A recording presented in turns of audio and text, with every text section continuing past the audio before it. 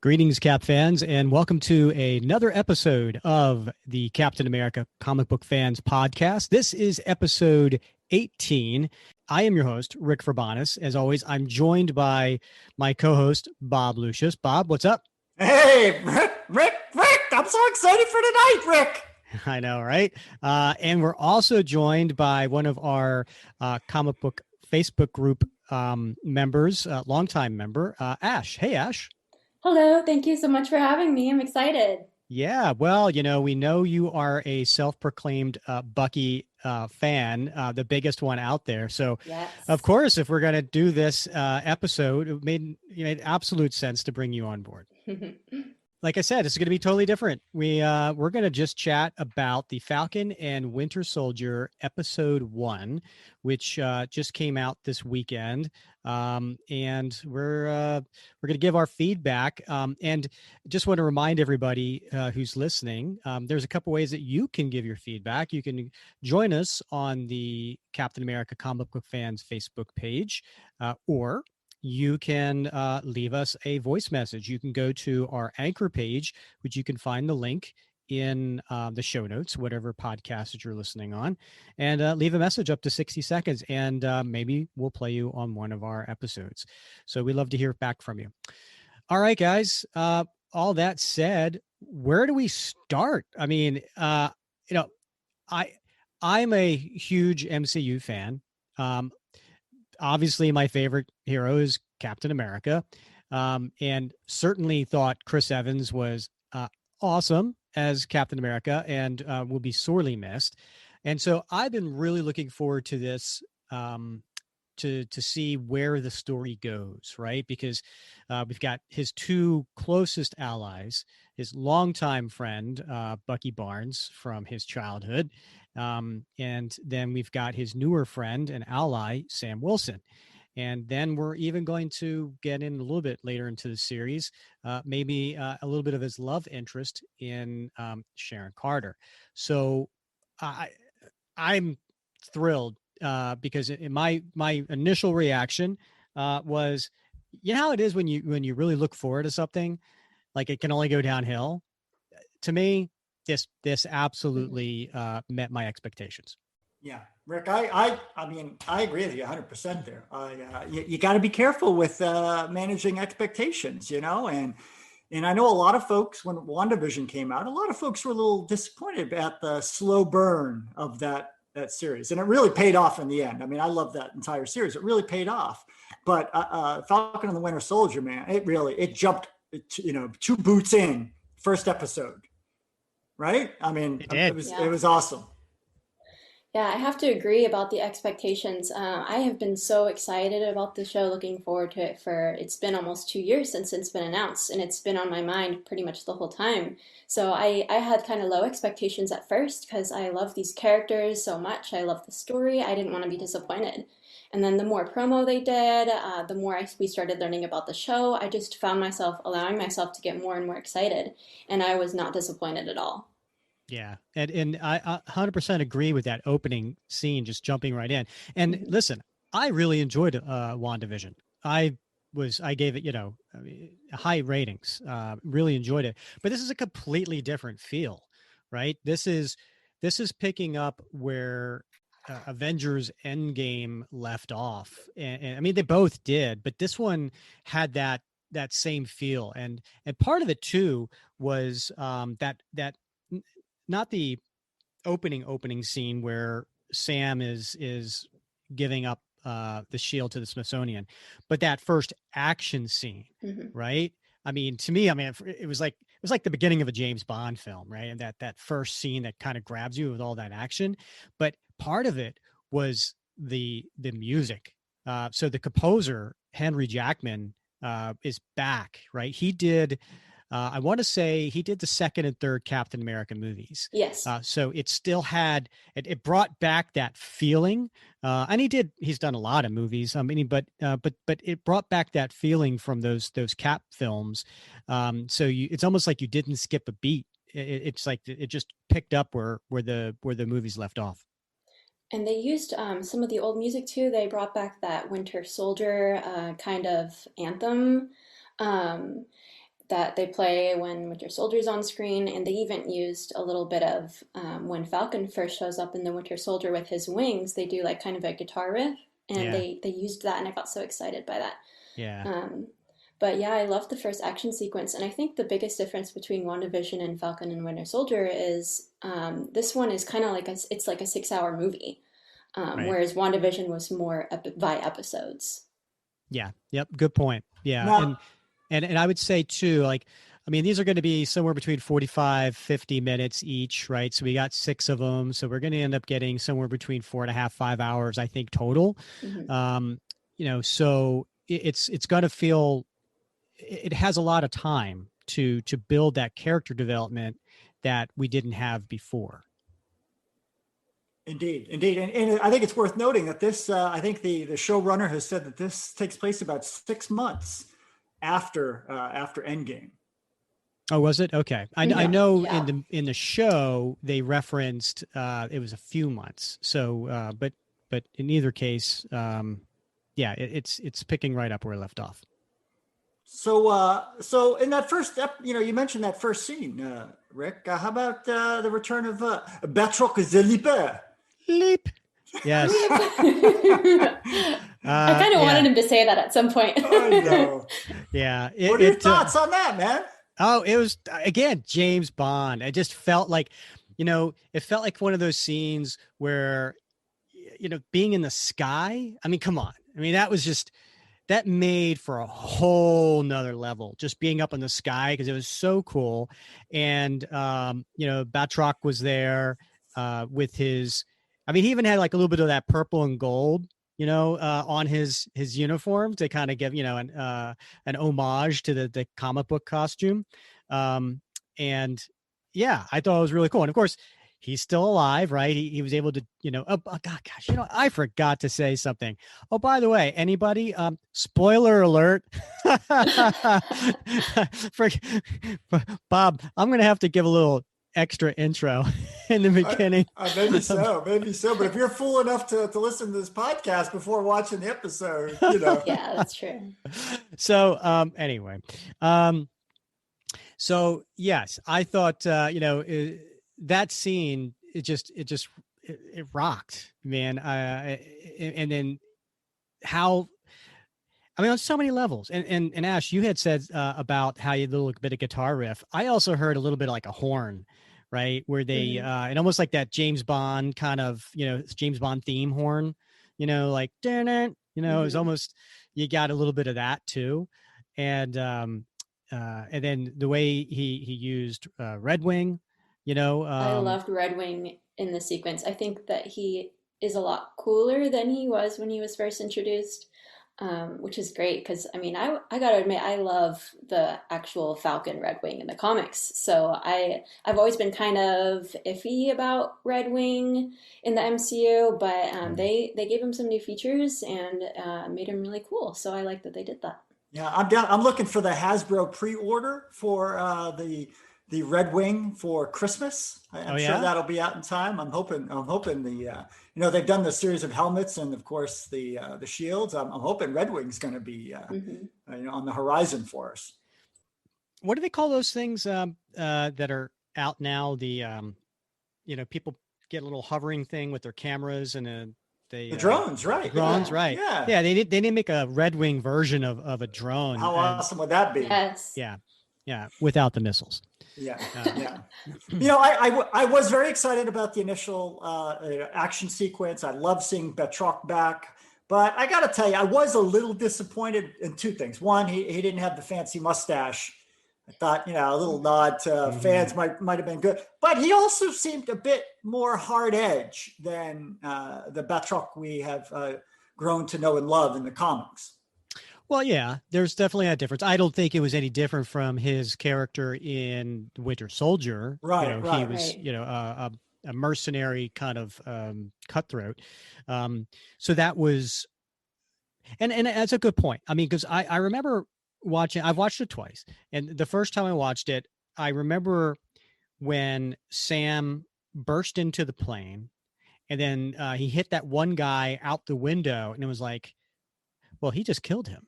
Yeah, he got a body count in that opening sequence. Yeah, yeah, and then he he blew up one of the he put a little timer on the thing and it blew up one of the helicopters, and then he made sure, like, so yeah, it was like, so I struggled with that, right? Hmm. Because okay, he's not a hero, he's a soldier.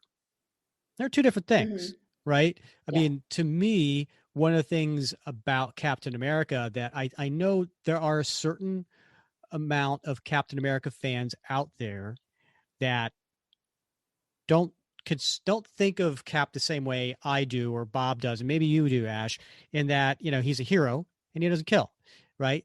There are a certain percentage out there like, no, he's a soldier, and yeah, I understand what it was like back when he was in World War II. He was a soldier, but since he's been revived, he's not. So I struggled a little bit with Sam, and so I think the way I justified it in my head was, okay, he's not a hero yet, he's a soldier, and so Hmm. he's working for the military. He's doing what he needs to do against fellow soldiers and terrorists and whatever they are. Um, so that's how I kind of justified it in my head, and I'm hoping by the end of the series, he's more of a hero than a soldier.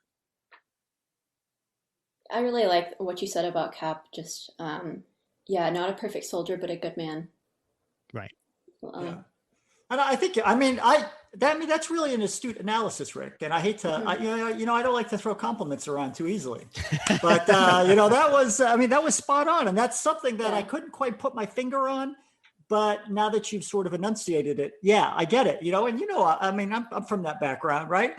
And as a soldier, at least me as a Marine, I see there's a difference between civilians and there's a difference between those who have signed on the dotted line on one side or the other, soldier Mhm. to soldier, or you've picked up the knife or the gun, but even Steve sees it differently than I do, right? Because Steve Mhm. is a hero now, and he even tries to prevent the death of soldiers, enemy combatants.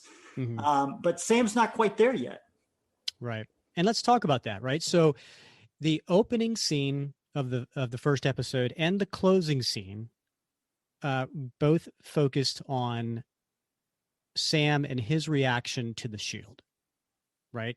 So the very opening scene, and I found this very interesting too, was that the opening words of the series were not by anyone else but actually Steve Rogers, right? The opening words were Steve saying, and I don't remember the quote, but it was him basically saying, it was his Sam's shield, and so that right there set the tone, right? Mhm. That everybody's living in Steve's shadow, and so we have the opening scene with Sam's reaction to the seal. We're and basically, I think it was Steve said, "This belongs to you," right? I think that's what Mhm. his words were, and at the end, when he sees that the shield that he gave to the Smithsonian that was going to be, because it doesn't belong to anybody, and his reaction to seeing the government, going back on their word and not doing what I guess they had agreed with Sam, and instead giving it to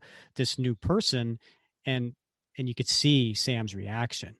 And so I thought that was a very important way they framed the episode.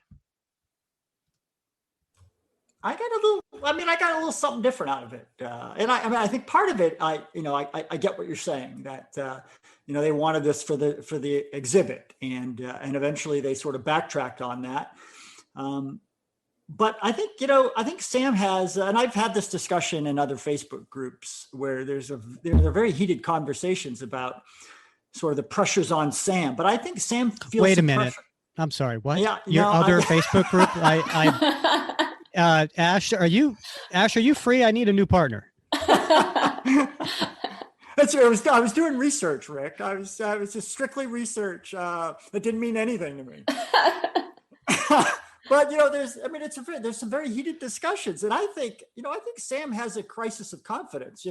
There's this psychological phenomenon called the imposter syndrome, where as good and qualified as you are objectively and subjectively to the people around you, you feel like you don't measure up, that you're not ready, that you're not worthy. And I think that's where Sam is right now. And I think, a lot of people think, well, he was pressured to give that shield back for a variety of reasons. But I think he also felt like he had to give that shield back because I think he feels like he's not worthy of it, even though we all probably think he is. Well, I don't think I don't think we're disagreeing at all, Bob. I think we're on the same page. I Definitely. Yeah, I think Sam didn't feel worthy, which was the whole, again, the words were, "This belongs to you," and he said, "No, they don't." So, I don't think we disagree at all on this. Yeah, I agree with both. I mean, Sam heavily looks up to Steve, as does everyone, because he casts such a large shadow. And he definitely doesn't feel worthy, because nobody could be Captain America. I mean, let alone himself. He just was a guy at first who stumbled into his world and was like, I'm going to help you out in any way I can. I'm going to fight with you. And then all of a sudden, he's given this big icon and being asked to take over, and he just doesn't think that he's worthy. But I also really agree about it. It sets the tone of the whole show, especially with that last scene of them zooming in on Sam and his reaction, and he just looks devastated and heartbroken. Right. And I agree. And I'm also wondering if just a hint of I made a bad choice. Yeah. Yeah, maybe I acted hastily. Yeah. Yeah. Right. Yeah. So let's talk about Bucky, right? Because we've been talking about Sam a lot.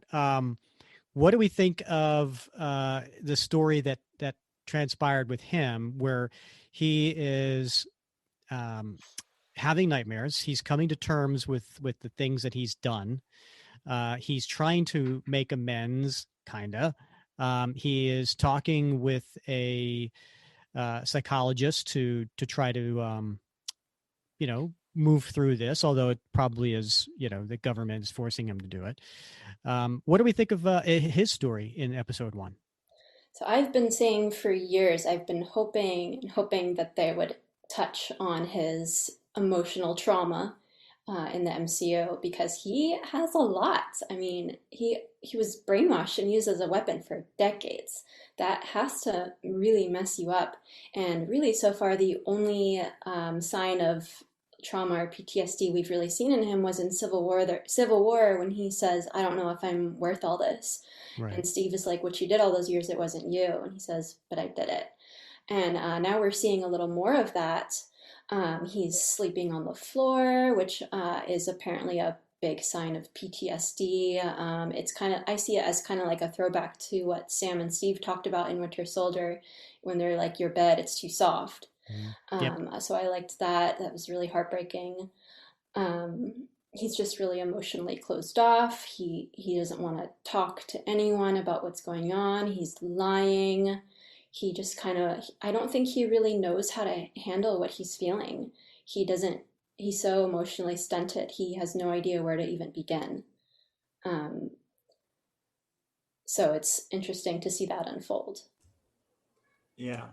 Yeah. There's two things that really stood out for me. One, unlike in the comic books where he has Black Widow, right? Natasha has a shared experience with him, a shared lived experience going back a long time. And that's somebody that can be a sounding board, somebody that he can find comfort in. In the MCU, he doesn't have that. Mm-hmm. He doesn't have anybody anymore. And the other thing is, I really thought it was interesting how they juxtaposed that list of names, that little black book list of names that he carries, with the list of code words. Remember that book of code words that would trigger the Winter Soldier? So that's a nice, sort of juxtaposition of these two bookends of his career as the Winter Soldier. Yeah, that's a great point, that in the MCU, he was completely alone. There's no one in the world that he can relate to. And we even see a little bit of that when he's trying to kind of make friends and socialize and go on dates. He doesn't know how to act because he can't relate to anyone anymore. And don't even get me started of I loved him and Black Widow in the comics, and I'll be forever mad that they didn't do that in the MCU. I think there was that little romantic tension going on between Steve and Natasha. It Hmm. seemed like in Winter Soldier for a little bit. Um, but yeah, you're right. I think I would have liked to have seen that because he needs a friend. And I think I saw on uh, the there's a Facebook page, the was it the Captain America and Winter Soldier Facebook page, right? Hmm. It seems like a lot of the ladies there tend to they have an affection. We'll say an affection for Bucky. I heard a lot of times like, oh, I just want to give him a hug, right? Yes, that is the general theme. Um, I want to give him a hug, Rick. I think I heard another young lady say when that nightmare scene where he woke up, and he's got his shirt off. I think she said something to the effect of, "I've never wanted to be a bed sheet so much in my life." So there's a little bit for everybody in this show. Yeah. Yeah, Bucky has definitely tended to be a big fan favorite as far as the MCU goes. Yes. Well, I give a lot of props to the show for really delving into not just Sam, and we'll talk about Sam again in a minute, but sort of this inner life of Bucky. I think it's great that they're exploring that in such with such attention and care. Hmm. I love it. Yeah, I think it's really well needed. He deserves a little bit of that. And then I also really loved the line when he's on the date when he gets asked if he has any siblings, and he says a sister. That made me so happy because I've been dying to know more about his backstory in the MCU and see if it's going to align with the comics. Of course, in the comics he has the younger sister Rebecca, and then if you read his plaque in the Smithsonian in Winter Soldier, it says he's the oldest of four. I've never liked that. So I think they kind of just made that up. So I think it's kind of cool that we're getting more into that and with both characters getting their backstory. Yeah, I think we're going to see. There's a lot of speculation out there, a lot of theorizing about Bucky's sibling, his sister, Hmm. and her relationship to what's going on. So I think it's going to be interesting to see how that unfolds. All right. So what do we think about Jacqueline Torres?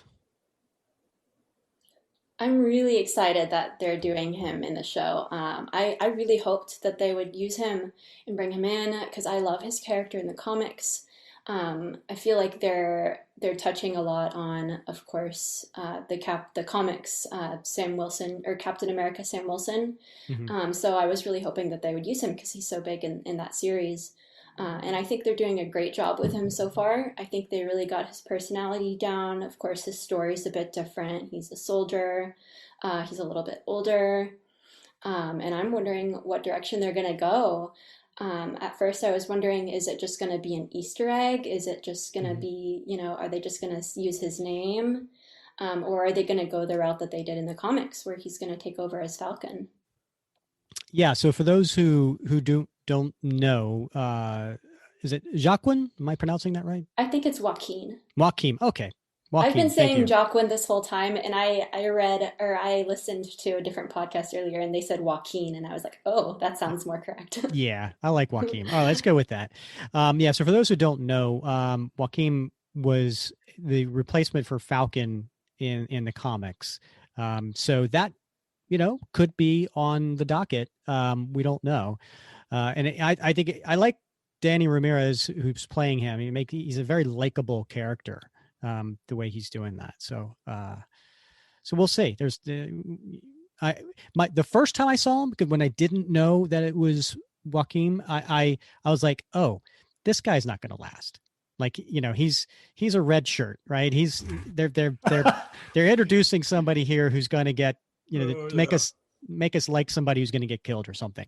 But now that I know that he's a character from the comics, it gives me a little bit of hope that he's going to last. Yeah, I agree. I think and boy, speculation has gone through the roof on some of those Hmm. books with Torres in them. So a lot of folks are pinning some high hopes that character is fully developed and perhaps even has some staying power within the Marine Corps universe with some of the other younger characters that are coming along. Right. All right. Other character was introduced here, but very, very briefly at the very end, we have the new Captain America. Now, for those of us who read comics, we know the character of John Walker. We know that John is someone who took the place of Captain America when Steve resigned. And uh, let's just say a very up and down story as far as what's happened, as far as whether he's a good guy or a bad guy, and we don't know how Marvel Universe is going, cinematic universe is going to play him. But what's your immediate reaction to just a very, I guess, the very tip at the end where we saw him? That's a big nope. Yeah. I can't wait to see how this story unfolds, Rick, because the introduction obviously got a lot of, it generated a lot of negative commentary, and I think that part of that it had to have been intentional. Yeah. And so we got to know where this is going to go. Maybe the power broker has a role in this. Mm-hmm. I don't know, but it's got to go. It can only go up. Yeah, a lot of people are saying he has a very punchable face. And I think I have to agree with that. But I think it was very intentional. They want us to hate this guy from the start.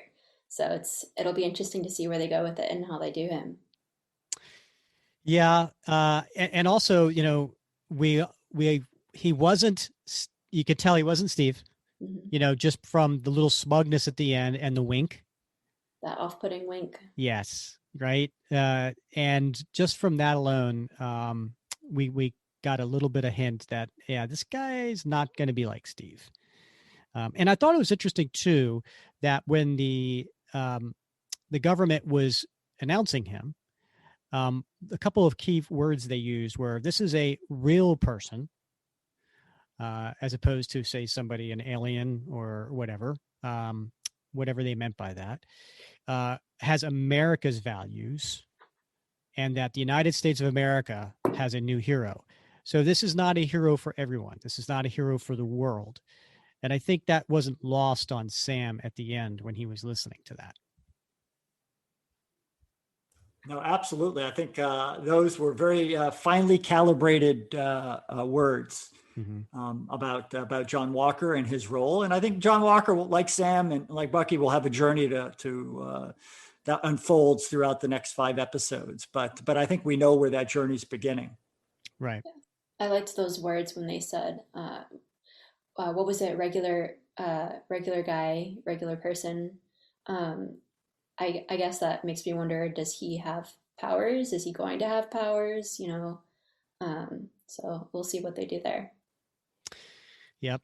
All right. So let's talk about the differences between the MCU and the comic books. Because it's funny, my fiance, now, first of all, she watches all the MCU stuff with me, and other genre as well. She doesn't get into the comics, but she's into the movies and the TV shows.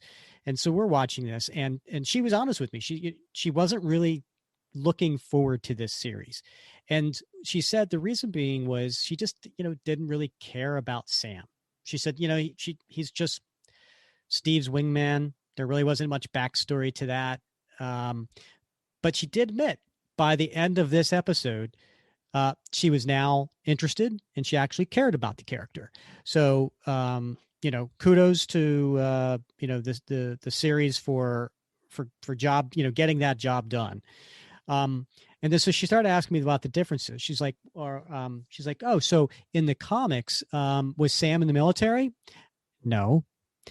Oh, well, was he from New Orleans? No, he was from Harlem. Oh, but so his dad wasn't a shrimper? No, his dad was a minister. And well, was he at least black? And I was like, well, yeah, that's not the only thing. I mean, really, there's no similarities at all between the comic book version and the MCU version. I'm okay with that because I do like what Anthony Mackie has done, and I do how he's performed in the character, and I get the background because it's more I think, believable and realistic than, let's say, the Sam from the comics. Thoughts?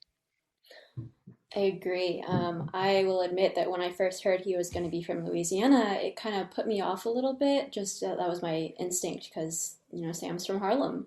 But then I learned Anthony Mackie is from Louisiana, and the MCU has always done that, is kind of integrate the actors' backgrounds into the characters. They did that when Bucky hid in Romania in Civil War. That's where Sebastian Stan is from. So that kind of made me get on board a little more. Also, I think just him being from Harlem is a lot of African American comic book characters, I think, are from Harlem. I think it's kind of a little bit stereotypical at this point and kind of outdated. So I think I rather prefer this, if that makes any sense. Those are all excellent points. And I didn't know that about Mackie being from Louisiana and that helps me. It makes it a little more palatable to me because I got to tell you, I was like, what the heck is going on here? It just seems all a bit contrived. I kept expecting Lieutenant Dan to show up on the boat, right? I didn't know what the heck, and it's a big part of Sam's background in the comics that his dad was a preacher and was killed, and his mom was killed, and in this version, they died during the 5-year absence apparently, and so the only thing that really sort of gels is his sister. And so I'm struggling a little bit with this, but Ash, your comments make it a little more palatable to me, and I'm willing to see where this goes because, I love Mackie as Falcon. He's done a phenomenal job. I still wonder, I'm just the military guy in me, but I'm like, maybe they didn't want him to have the shield because like he broke in and stole those wings, way back when. I'm like, has that ever been explained how he got away with that? Like he took those wings and nobody's sort of brought that up ever since, they're like, well, he's got them. So, I guess he's keeping them. But so, there may be some bad blood there between the military, although they're using him as a contractor now, apparently. So there's a lot of unanswered questions that I hope they tighten up those strings along the way. The other thing that was never explained was in the opening scene where that plane had the pilot killed and went on autopilot and then everybody left. Who landed the plane? It's a good question. I don't know. Yeah. All right. We only have a little bit of time left. So I want to hear, Ash, let me hear your predictions on how the series is going to end up. Well, I definitely think that Sam is going to end up with the shield at the end. I think that he's going to kind of have this realization of, oh, I messed up. And I don't know how they're going to get him and Bucky together, but they're going to obviously team up and somehow take that shield back, probably pry it out of John Walker's hands. And I think he's going to take over. And I think that it's going to do a good job on focusing on kind of the theme of racism and how that's going to affect Sam. All right, Bob, give me a prediction on John Walker. Oh, you pulled that one out. Okay, I was going to go with a completely different John Walker. I think he's gonna start off as a little bit of a problem, a thorn in the side of Sam and Bucky, and perhaps maybe there'll be a thorn in his side. But I think ultimately he's going to come around. I think he's going to surrender that shield to Cap. To Cap. How about that as a Freudian slip to Sam? But I'm not gonna let you get away with what's the deal with the Flag Smashers, Rick and Carly Morgenthau. All right. What's your prediction there, buddy? Okay, so I like the idea that the Flag Smashers are an organization as opposed to one person. So it's almost like Ultimatum, right? So it's that group. And I could totally see why they are popular after 5-year blip and how people would buy into it. Oh gosh, prediction. Gonna say that they're going to be in the backstory by the time we get to the 4th episode. I think we're in the second and third episode they're going to be front and center, but by that time I think they're just going to be. We're not going to have as much focus on them because we're going to have Zemo. All right. I'm going to make a prediction. I'm going to throw it out there. I think Carly Morgenthau is related to Bucky Barnes. Interesting. Okay. All right.